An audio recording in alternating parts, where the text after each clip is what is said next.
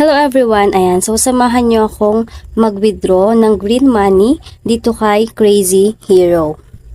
Ayan guys, so since meron na tayong balance dito na 2,000, ayan, so pwede kang mamili kung 500, 1K or 2,000 yung i-withdraw mo. So since may 2K naman tayong balance, select na natin si 2,000.